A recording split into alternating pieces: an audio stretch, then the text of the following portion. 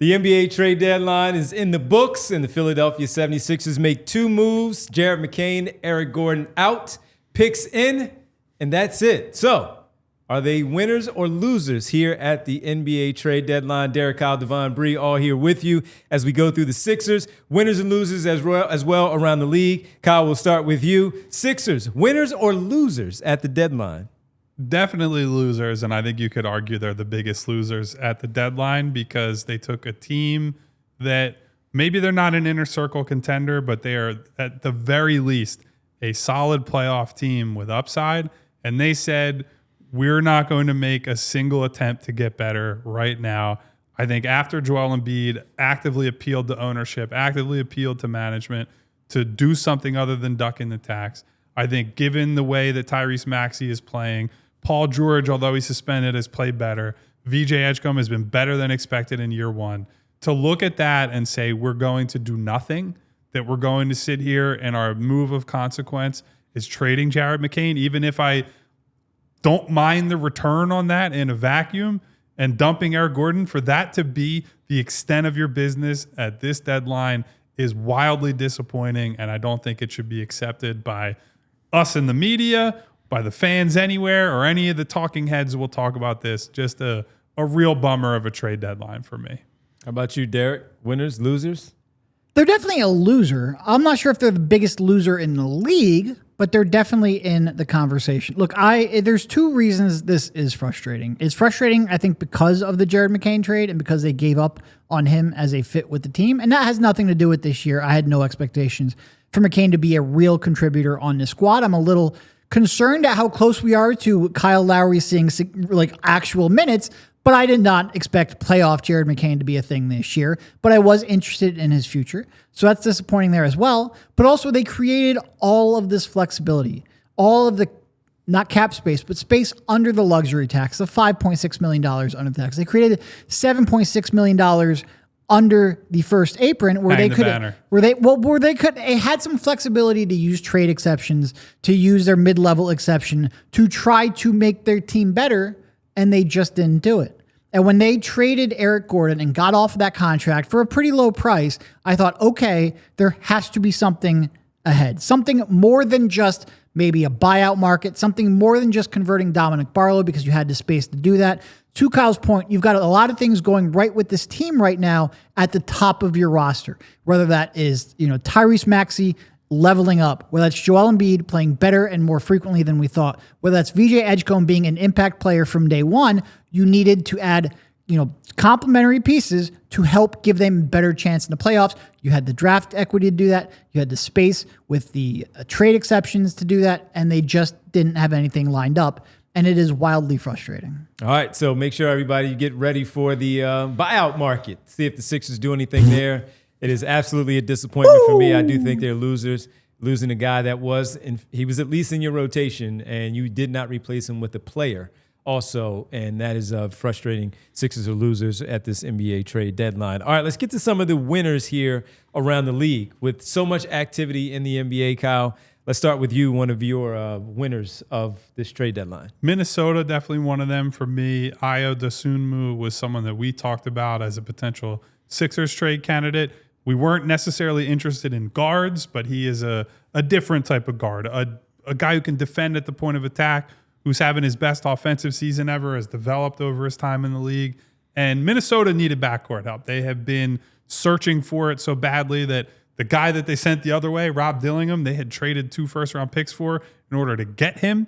Then they're playing Bones Highland this year. Mike Conley, maybe he ends up back there in a roundabout way after he was traded as part of their moves at the deadline. But Ayo, I think, materially makes them better. Play him next to Ant-Man. Play him in some of these lineups where they can spread it out, they can score, but they also can get into you at the point of attack and on the ball as a defensive team. I really like that addition there. So I would say they're one of my winners. And that was with them being involved in the Giannis sweepstakes going into the deadline. So to be talking with the Bucks right up until deadline day and still be able to accomplish business like this also makes me madder at the Sixers because it's like, what was your excuse to not get something done? Nope, I like Ayo there a lot as well. He was one of the guys that we were talking about earlier in the week about potential targets, so them being able to get him for relatively cheap and for a guy in Dillingham who was just a miss and was not going to end up working out there, I think was really good business. I also like what the Clippers did. They came in and they had a Harden who wanted out because he won that next contract. I give him credit for not caving and giving him that contract, able to get a good young guard in Garland. Might not be able to stay healthy, some risk there for sure, but younger with a longer timeline. And then flipping Zubac for 2 real premium first-round picks. And those picks it was a 2029 unprotected pick from the Pacers, and then a pick that could either be this year's pick if it falls from 5 to 9 in the draft, which it has about a 50% chance of doing right now. And if not, it becomes an unprotected 2031 first-round pick from the Pacers to get 2 picks that have either a guarantee of being a high-value pick if that conveys this year, or at least a chance of being a high-value unprotected pick in the future. I think it was a really good bit of business for a team that had to pivot pretty quickly and pulled it off pretty successfully. I'll go to the Utah Jazz acquiring Jaren Jackson Jr. That was one of the bigger ones, of course, at the trade deadline. But to be able to get a big front court player as Memphis is doing whatever they're doing to rebuild, tearing everything down, they move on from Desmond Bane in the summer. Jaren Jackson Jr. goes to that team to team up with Lowry Markkanen, Keontae George having a breakout season, Walker Kessler coming back after injury next season. They really are building something pretty good. And we've been very complimentary of Will Hardy as a head coach, and to see what they may be able to do and to add Jaren Jackson. Not my favorite player just because of how big he is. Can he rebound?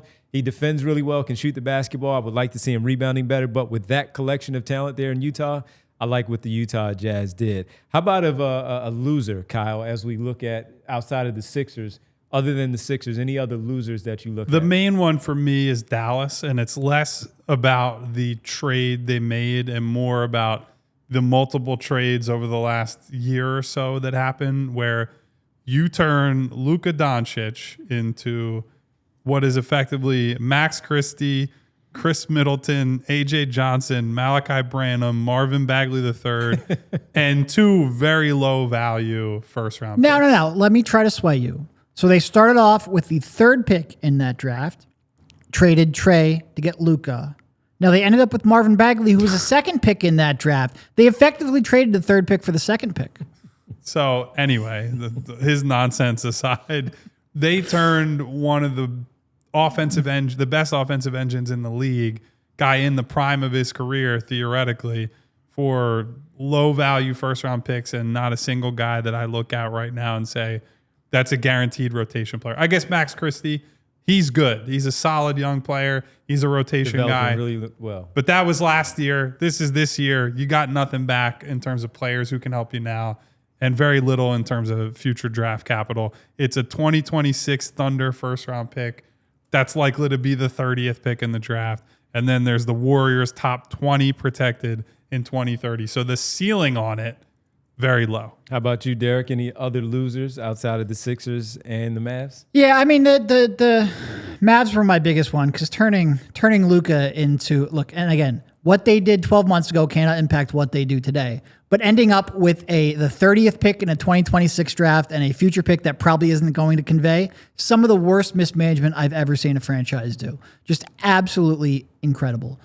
I will say the Pacers are, I'm not going to call them losers because I think Zubac is a good fit next year when they get their guys healthy again. But giving up 2 unprotected firsts, or at least either 1 unprotected first and a top 7 pick this year, or 2 unprotected firsts to do so, I just felt was a little bit too high of a price. I do think he'll be a good fit. I think they needed that spot to be filled after the Miles Turner trade last year.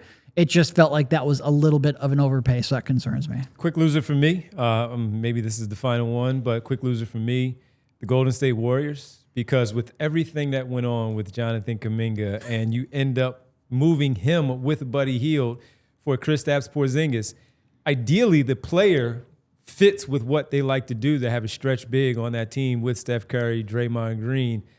But after all the conversation centered around Jonathan Kuminga with the Kings and some of these other franchises. He's going to be a centerpiece in the Giannis trade. And you end up with Kristaps Porzingis, who can't get on the floor and stay on the floor.